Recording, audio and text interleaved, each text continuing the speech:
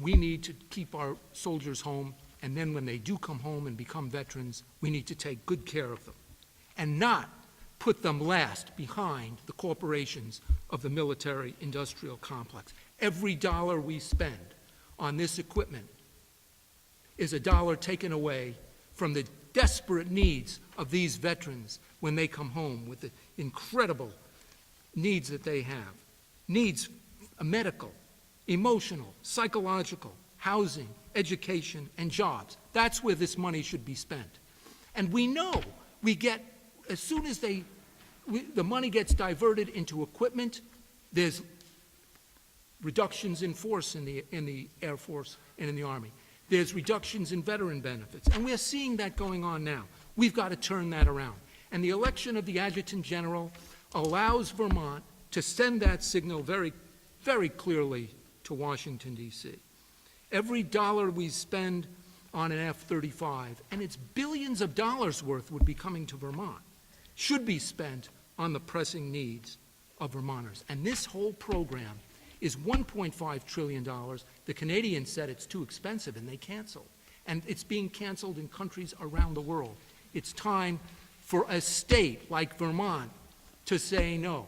And I think that this committee can play a role in that, because we can hold hearings, we can have the kind of discourse about this and get the facts from the EIOs out on the record, and we need to make some recommendations before the Air Force makes its final decision.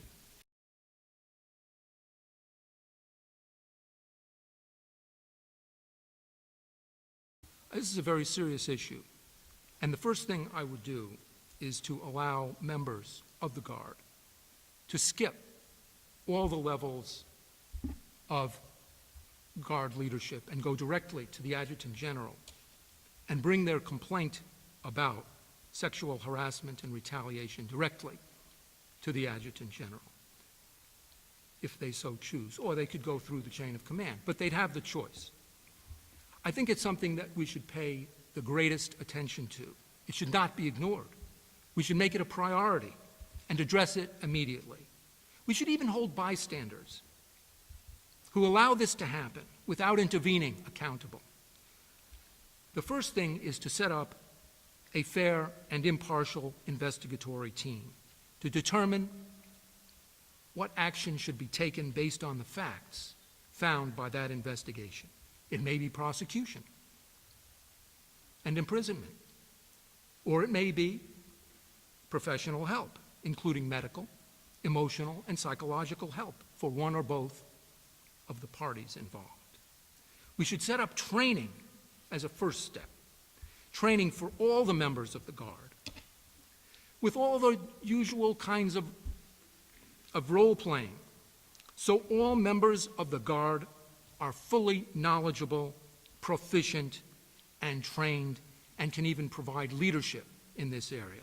We have to make it a massive priority to stop sexual harassment, to stop rape in the Guard, to stop retaliation for reporting.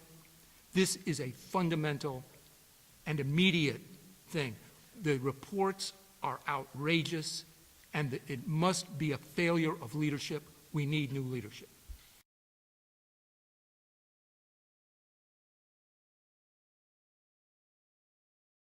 Many of the same things I just said